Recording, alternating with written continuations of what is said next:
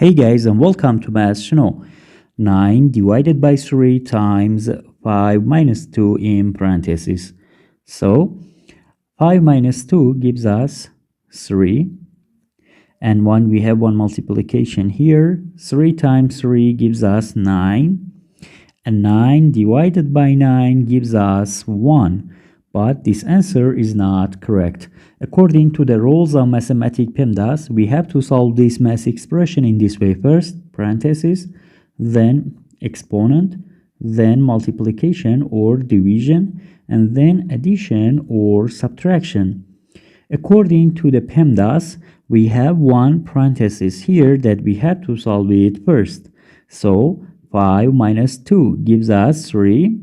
Now, let's rewrite the expression. 9 divided by, we have one multiplication here,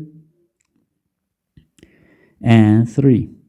So, as we know, according to the PEMDAS, multiplication and division are equally important.